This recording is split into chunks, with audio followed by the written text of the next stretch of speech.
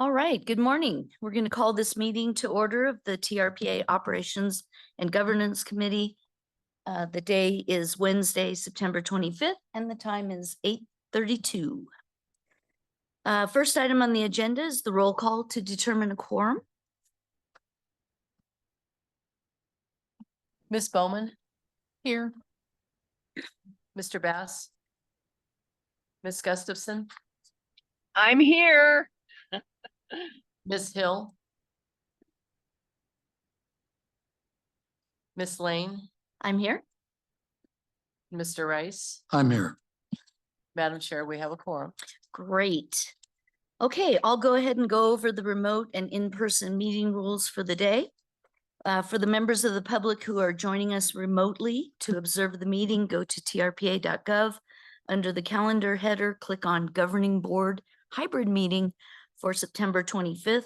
There you will find a link to the public webinar hosted on Zoom. To address the committee members directly with your comments, raise your hand in Zoom by clicking Raise Hand at the bottom of your screen at the appropriate agenda item. With your hand raised, you will be unmuted by TRPA staff and will have 3 minutes to address the committee. If you've used the dial-in numbers to join us by telephone, you can dial *9 to raise your hand and be unmuted. For items that are agendized as information only, we will hear public comment during the general public comment period at the end of the meeting. Comments on items agendized for action or possible action, we will hear public comment before the committee takes any action. To remote committee members, if you wish to speak, you can also raise your hand in Zoom. Remote committee members may not use the chat box to have any comments or to have sidebar conversations. Please, everyone, remember to mute your mic unless speaking to cut down on background noise. And finally, I would ask that all remote members turn on their cameras if they are able. Members of the public who have joined us in person, who may be in the room, please raise your hand at the appropriate time for public comment and you will be called on to speak in the front of the room. Committee members who are in person, please raise your hand if you wish to comment and speak clearly into the microphone in front of you. Next item is the approval of the agenda.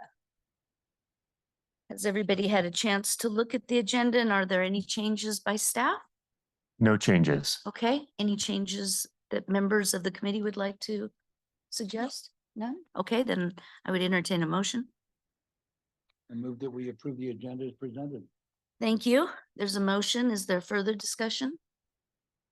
Okay, all those in favor say aye. Aye. Aye. Aye. Thank you. Any opposed? Okay, that motion carries. We will deem the agenda now approved. Let's go on to item number 2, which is approval of the minutes. There are draft minutes on page 21 in your packet. Does any member of the committee wish to make a change? Okay, seeing none, I will entertain a motion to approve the minutes as presented. So moved. Thank you, Mr. Vice Chair. All those in favor say aye. Aye. Aye. Aye. Thank you. Any opposed? The minutes are approved. That brings us to agenda item number 3, discussion and possible recommendation for approval of the August financials. You'll find this report on page 67 of your packet, and I would like to pass this item over to Mr. Cox. Good morning. Good morning. Chad Cox, TRPA CFO here. It's great to be back in the rhythm of the monthly financials. We took a couple months off as we finished the fiscal year and have been focused on the audit, which we will present to you here at the end of the year. So quick update on budgets for both states. In California, we submitted a budget change proposal for staff salary increases to the state of California earlier this year. We've continued to work through that process.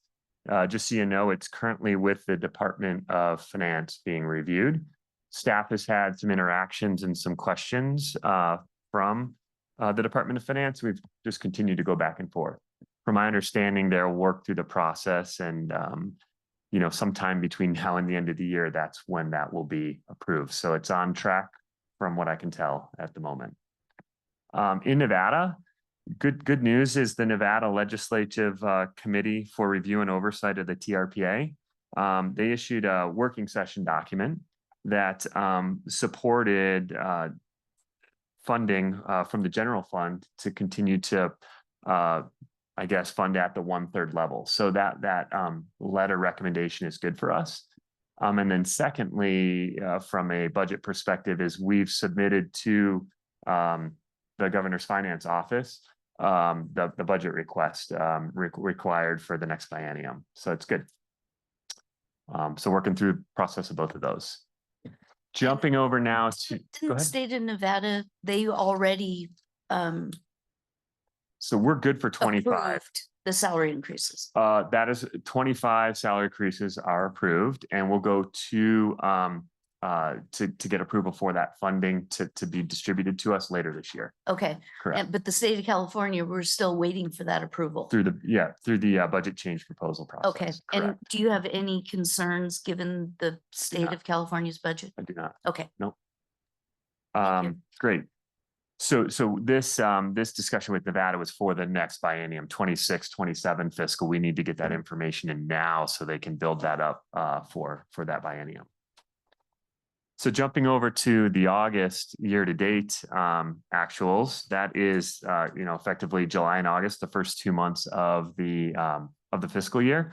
Revenues are at 31% of budget, which is higher than the target, right? Because we're basically 2/12 through. And that's really because we've received the state's appropriations.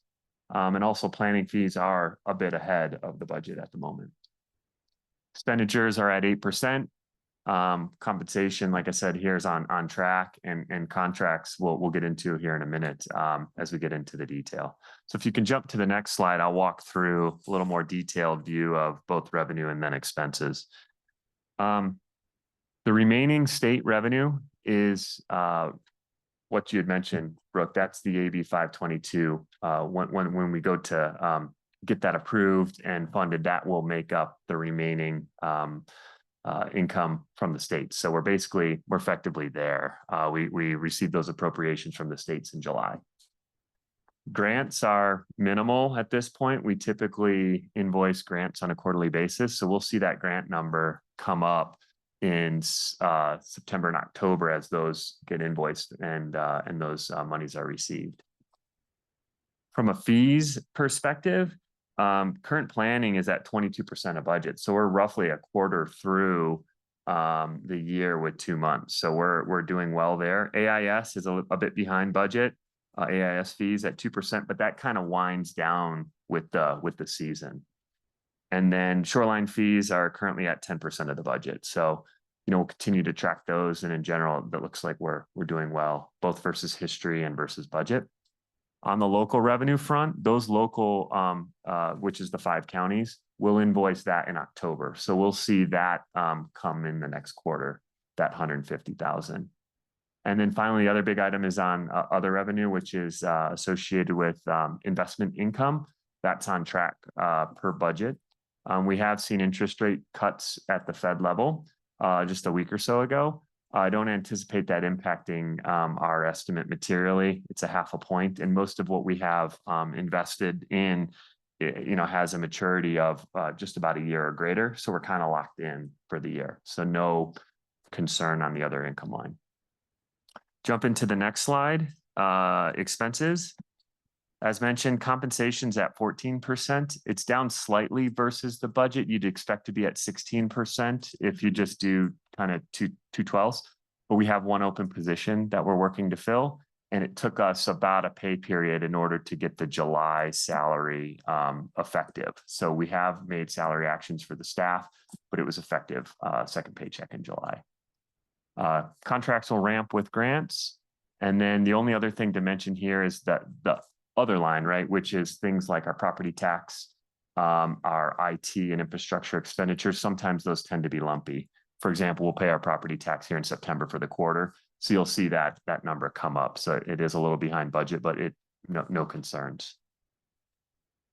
Next slide. Looking at cash flow for the August year to date, $8.1 million of cumulative cash flow. This is typical because the state's funds come in the beginning, we spend down throughout the year. We have a significant chunk of cumulative cash flow at the beginning, and then we spend down. We've seen minimal mitigation outflows. We did approve $700,000 of mitigation disbursements last month.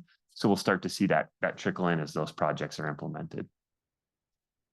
So with that, that's the end of my report. Happy to answer any questions or any questions? Great. Yes. Any questions from members in the room? Comprehensive, thank you. Thank you. Don't forget your mic. Are there any questions from members online?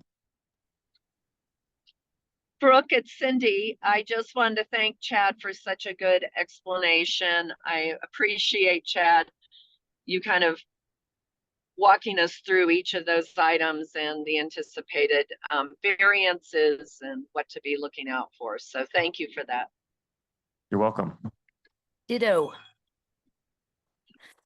Are there any members of the public in the room that would like to address the committee on this item on the financials?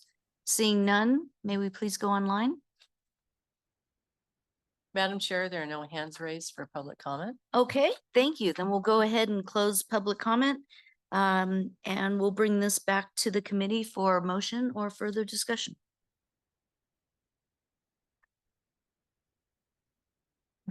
So I'll make a motion to approve the August financials.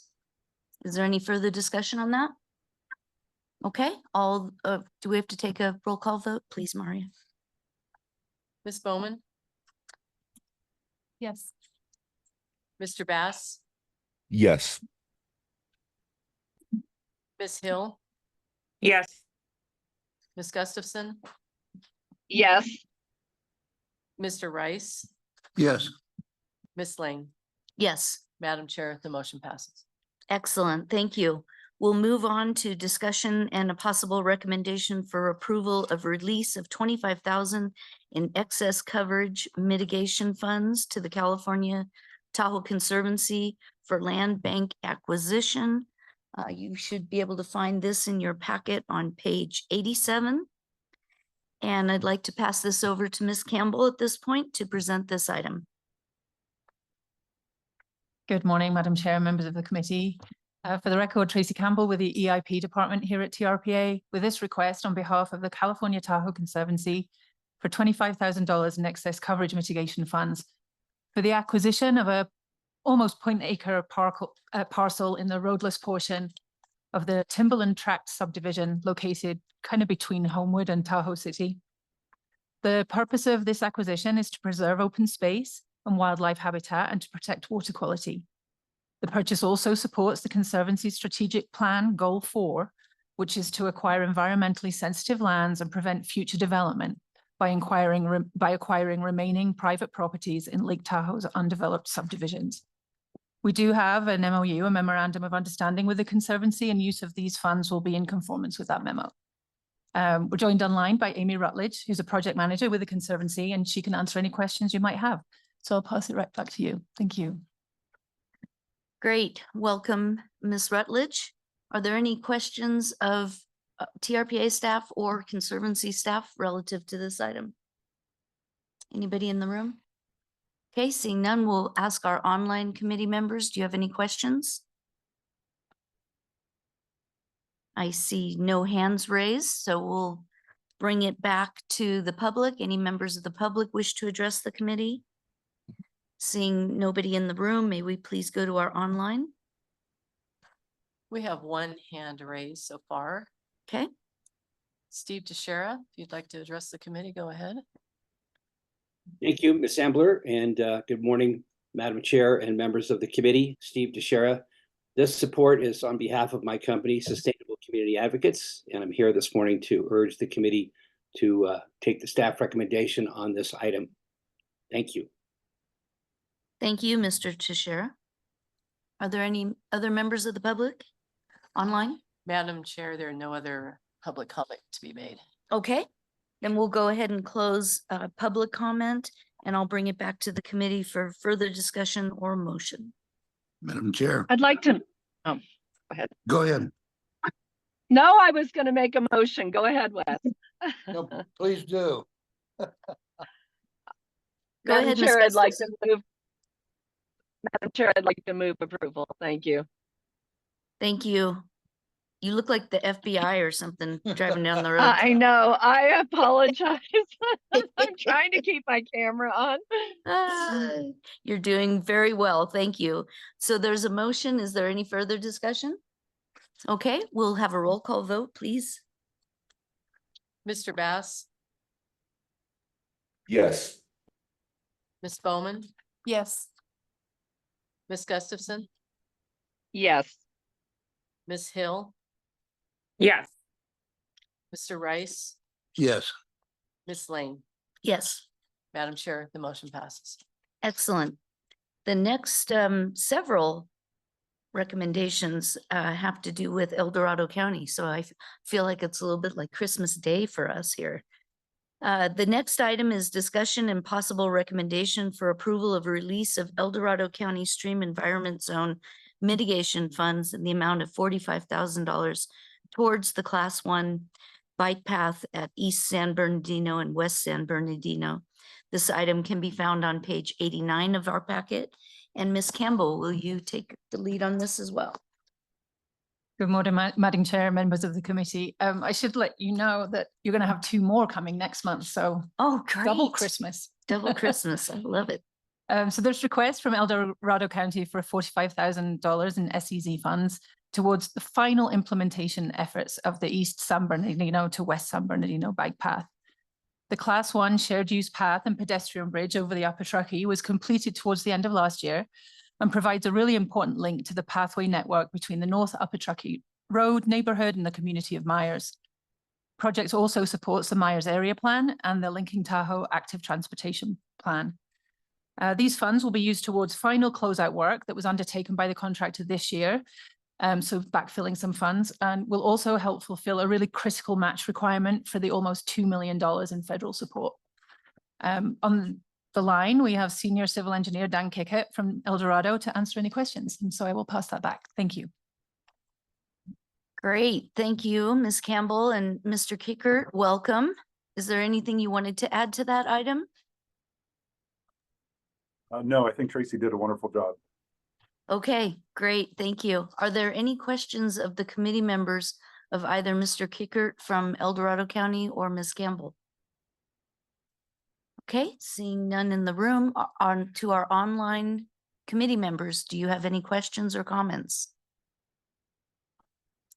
Okay, seeing none, we will open this up to members of the public. Are there any members of the public that would like to address the committee? And seeing none, are there any members of the public online? Madam Uh, Chair, we have one hand raised. Steve DeShera, please go ahead and address the you. committee. Thank you, Maria. Madam Chair, members of the committee, Steve Teixeira, on behalf of Tahoe Chamber. I'm going to help with your efficiency of the meeting today by indicating right now that the Chamber supports items 5, 6, and 7 on your agenda upcoming, as indicated, all related to El Dorado County. These are projects that we have at the Chamber been following along since the very beginning, and appreciate the fact that this is another good example of how the TRPA partners with local governments and other partner agencies to pass along mitigation funds for key projects in the region. So again, we support on behalf of Tahoe Chamber items 5, 6, and 7. That will allow me to not keep coming back on each item. Thank you. Oh, but we love hearing your voice and those words of support are appreciated as well. So thank you, Mr. Teixeira. Are there any other members of the public? Madam Chair, there's no further public comment. Okay, then I'll bring this back to the committee for further discussion or motion. Madam Chair, I think it would be appropriate for you to make the motion, but I'll be willing to do so if you don't. Okay, oh, I'd be happy to. I will move to approve the release subject to the conditions contained in the memorandum. So there's a motion. Is there any further discussion? Okay, roll call vote, please. Ms. Bowman, Yes. Mr. Bass, Yes. Ms. Hill, Yes. Ms. Gustafson, Yes. Mr. Rice, Yes, Ms. Lane. Yes. Madam Chair, the motion passes. Thank you. That takes us to item number 6, discussion and possible recommendation for approval of release of the El Dorado County Air Quality Interest Mitigation Funds in the amount of $52,983.65. Water Quality Interest Mitigation Funds in the amount of $45,016.35 for the South Tahoe Greenway Upper Truckee Bridge at Johnson Meadow. Information on this item can be found on page 95 of your packet, and I'll go ahead and pass this over to Ms. Campbell again. Thank you, Tracy Campbell with the EIP department. Another request from El Dorado County, this one for the South Tahoe Greenway Upper Truckee Bridge at Johnson Meadow. The county are requesting just over 45,000 in water quality interest funds and just shy of 53,000 in air quality interest funds to be used towards construction of approximately 1.2 miles of Class 1 shared use path, including the replacement of a heavily trafficked bridge over the Upper Truckee River. That bridge was damaged in the winter storms of 2017. This section of the Greenway will provide active transportation users with a critical link to Barton Hospital from the west and the Tahoe Sierra neighborhood and Lake Tahoe Community College to the east. Requested funds will be used for planning and contract specification. As you know, they couldn't use the regular principal funds for that, but interest funds have a lot more flexibility. And they will supplement a funding package that includes a surface transportation block grant of over 250,000 and some previously released air quality funds of almost $33,000. And again, we have Dan Kickett joining us to answer any questions. Thank you. Great, thank you. Are there any questions of members in the room? I have one question of clarification, and it's just, is that bridge currently owned by the RCD? Yeah, the bridge is located within the property that they currently own. Okay, and the county is taking the lead on the project? But yeah, the What's county the- is taking the lead on delivery and implementation of this project. And in fact, Okay. currently we have the environmental document is out for circulation for public comment for this month. And is there some financial relationship between the RCD and El Dorado County to complete this project, or is this being done with grant funding? With grant funding. Jointly with their support as with other agencies, with the Forest Service, with the Conservancy, with TRPA, SDPUD, and the city of South Lake Tahoe. It's definitely joint in the effort, but the funding that's in hand and is being pursued is grant funding. We currently have an application out with the Active Transportation Program that we're hopeful to hear back on in the month of November. Okay, great. Well, and I applaud El Dorado County's decision to kind of go out in front on this. This is a really needed, this bridge has been dilapidated now for a long time. So it'll be great to get those connections back together. So thank you for answering those questions. Are there any members online that have questions regarding this project? And seeing none, we'll go ahead and open public comment to our online folks. I don't see anybody in the room wanting to address the committee at this time. So online, please. Madam Chair, there is no public comment. Okay, great. And we'll just note for the record that the Tahoe Chamber did call in earlier in support of this item. I'll go ahead and bring this back to the committee then for further discussion or motion. I would like to move that we approve the release of these funds subject to conditions contained in the memorandum as well. There's a motion. Is there any further discussion? Seeing none, may we please call the roll? Mr. Bass?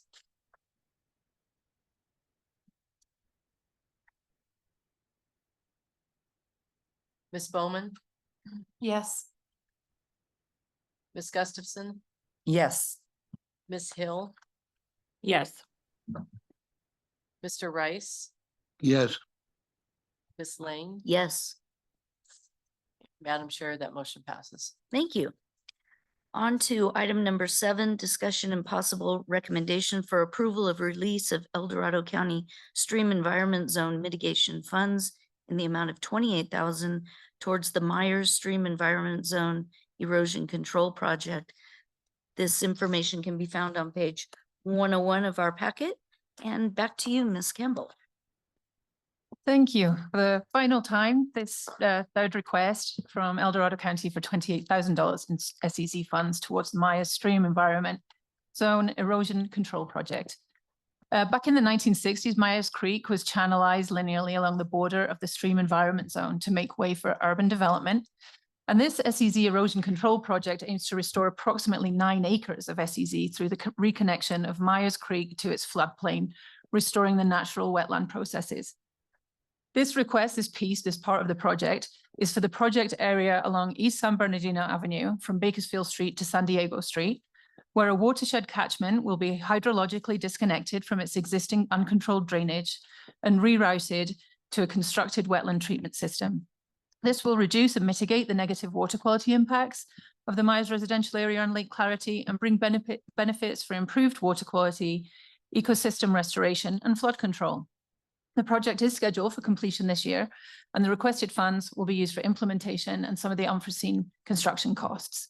And again, from the county, we still have, he's hanging in there, Senior Civil Engineer Dan Kickett. Thank you. Thank you, Ms. Campbell. Are there any questions on this item from members in the room? Okay, any of our online committee members have questions? Seeing none, we'll open the public comment period. Is there anybody in the room that would like to comment on this item? And is there anybody online that might want to comment? Madam Chair, there is no public comment. Okay. And again, just to include in the record that Tahoe Chamber also called in and is supportive of this item as well. We'll go ahead and close public comment and bring it back to the committee for a motion or further discussion. Madam Chair, Mr. I move to approve the release subject to the conditions contained in this memorandum. Excellent, thank you. Any further discussion? Seeing none, we'll ask for a roll call vote, please. Ms. Bowman, Yes. Mr. Bass, Ms. Hill, Yes. Ms. Gustafson, Yes. Mr. Rice, Yes, Ms. Lane. Yes. Madam Chair, the motion passes. Thank you. Item number 8 is discussion and possible recommendation for adoption of the 2025 Federal Transportation Improvement Program, the FTIP. Information can be found on page 111 of your packet.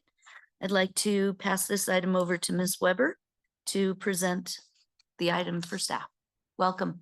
So good morning, Madam Chair and committee members, Judy Weber, TRPA Transportation Department.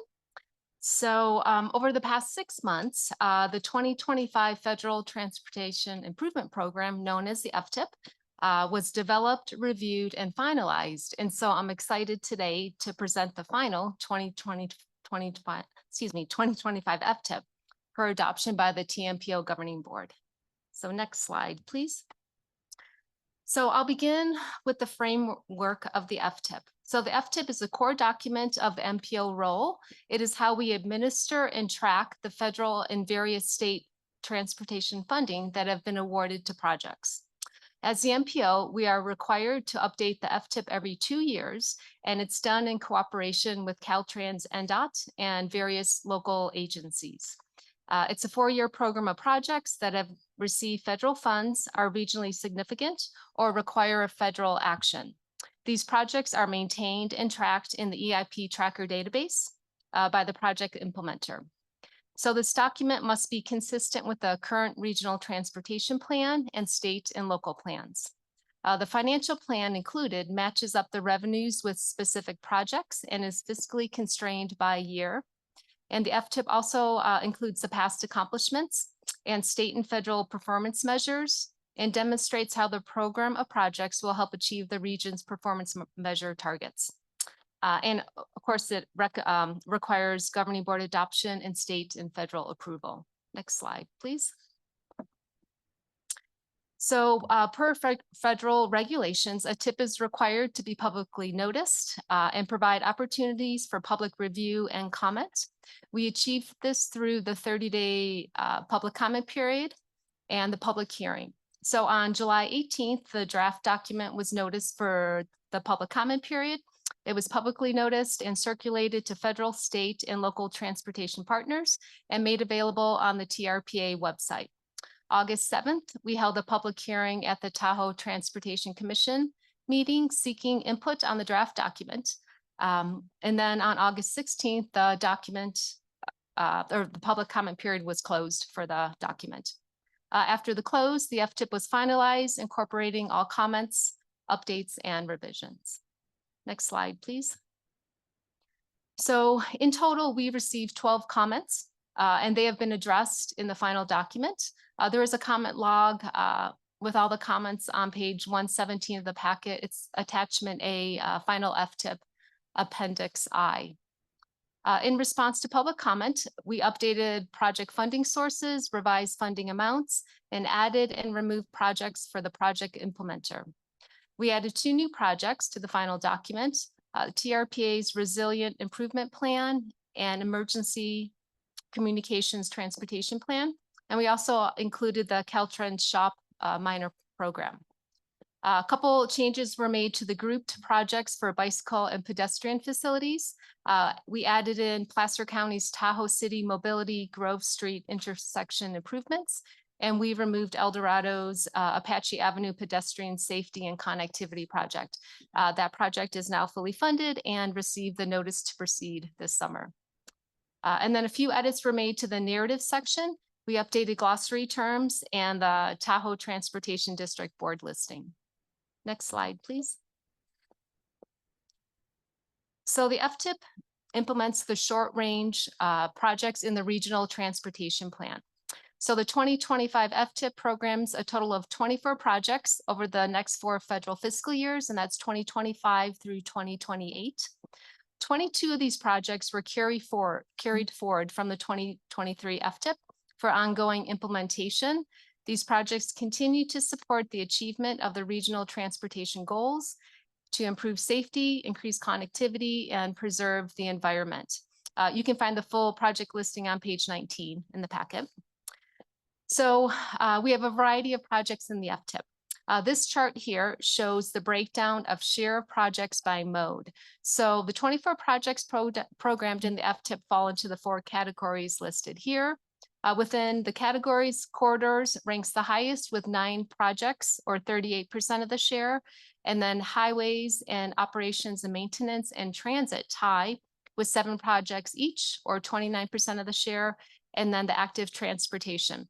That includes 1 grouped projects for bicycle and pedestrian facilities. So out of the 24 projects, included in there are the SR 28 Central Corridor improvements. We have Kings Beach Western Approach, Kale Drive Complete Street, safety improvements along Highway US 50, SR 28 and SR 89, transit mobility hubs, a fleet and administration facility, and then transit operations and capital for TTD and TART. And then it also contains active transportation for the North and South Shores. Next slide, please. So the FTIP has approximately $193 million programmed in this cycle. The chart here shows the funding sources by totals and by year. So federal funding, this includes the annual apportionments for the region. 2 of these key programs are congestion mitigation and air quality and the surface transportation block grant. Also included in this is discretionary federal funding. That can include congressionally directed spending earmarks and protect and raise grants. So the state is made up of California and Nevada funding. California includes sources like Transportation Development Act for transit operations, and then we have the state highway programs and just general state funds. On the Nevada side, we have Nevada gas tax, the state funds and bonds. And then local funding, mainly those include city and county general funds, the transient occupancy tax and mitigation fees, which Tracy just spoke of. Next slide, please. So on September 4th, the Tahoe Transportation Commission recommended approval of the 2025 FTIP by the TMPO Governing Board. And then after today's action, we have 2 key dates remaining for final approval. Once adopted, September 30th, the document will be submitted to Caltrans and NDOT for state approval and inclusion into the statewide transportation improvement program.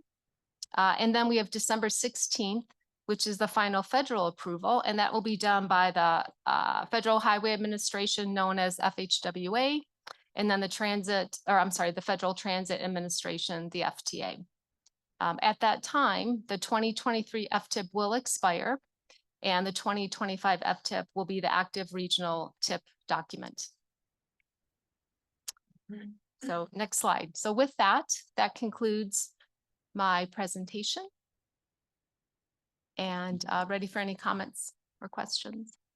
Excellent presentation. Are there any questions of the committee present in the room? Yes, Ms. Reagan. Madam Chair, thank you. Julie Reagan, TRPA's Executive Director. I want to thank the committee for reviewing this. We have been usually taking these items since the creation of the Transportation Committee through that body to link up to the regional planning around transportation and the update of our regional transportation plan. That committee did not meet this month. In the past, this committee had vetted these items, so appreciate you looking at that, and just wanted also to acknowledge a public comment that we had regarding NEPA and environmental review. And just, it actually was very interesting timing when El Dorado County jumped in to talk about their work on the bridge project, and that environmental review was underway. There were so many projects. I'm not sure if it was the bridge project or a different project, but the environmental review happens separately. This is a funding and accounting document. So I just wanted to be clear for you on the record that this action does not require environmental review. Each individual project that's specified in this funding document has its own appropriate environmental review. So I just want to make sure that was clear for you and the committee. No, that's an important delineation, so thank you for that. Just one quick question. How far along does a project have to be in its planning stage to be considered to be a part of a document and a funding source like this? With this, well, once a project has received federal funds, that's when it's programmed into this document. Okay. So whether it could be really any phase of work, but as soon as it is awarded federal funding, then it's programmed into this document. It basically federalizes the program or the project. Right. And once it's in this document, it allows the implementer to move forward with authorization of the funds. Excellent. Okay. I'll go to our online committee members. Are there any questions on this item? Okay, seeing none, we'll go ahead and open this up to public comment. Are there any public in the room that would like to address the committee on this item? Seeing none, we'll go to our online members. Madam Chair, we have 1 hand raised so far. Okay. Steve DeShera, you can go ahead and address the committee. Thank you, Ms. Ambler. Once again, good morning, Madam Chair and members of the committee. Steve DeShera, again, on behalf of Tahoe Chamber. We support your affirmative action and recommendation on this program. We want to thank Ms. Weber, who's been a competent and dedicated shepherd of this FTIP program for Tahoe for many, many years. She does a terrific job. It's really tough to track all the details of each project, the funding, and I appreciate Ms. Reagan's explanation of the environmental review process and how it different from this particular document. So we support your affirmative action on this today. Thank you very much. Thank you. Thank you for your kind words regarding our staff that just do a phenomenal job. So thank you. Are there any other public commenters? No more public comment. Madam Okay, Chair. then I'll bring it back to the committee for a motion or further discussion.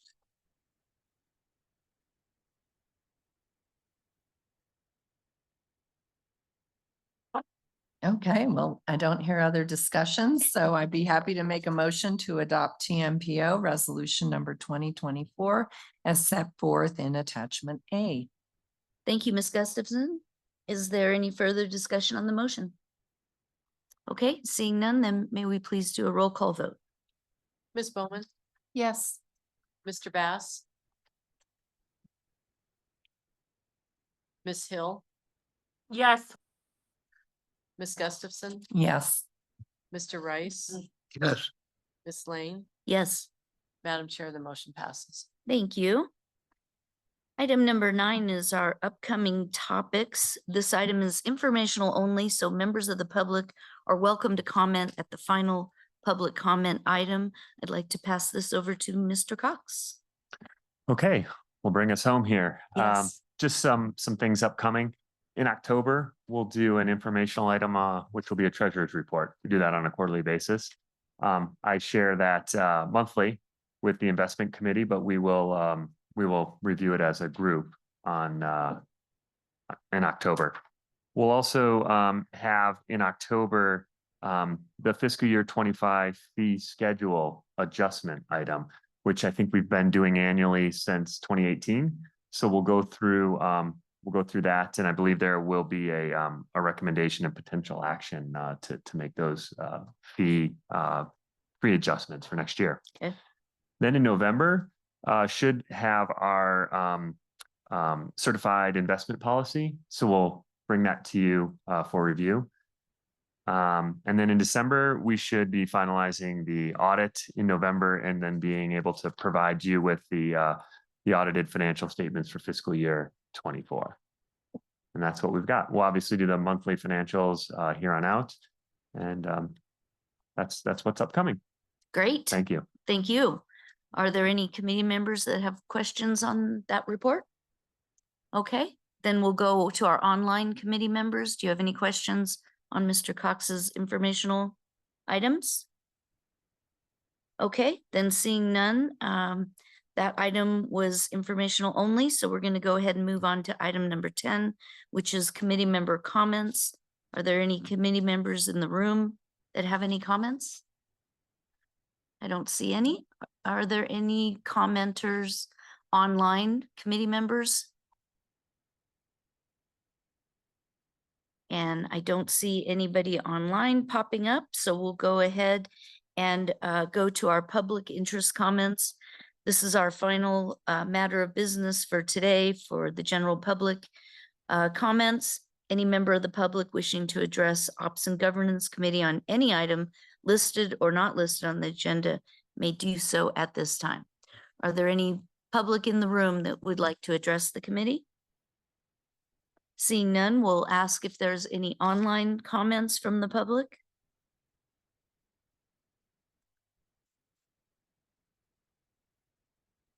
No? Okay.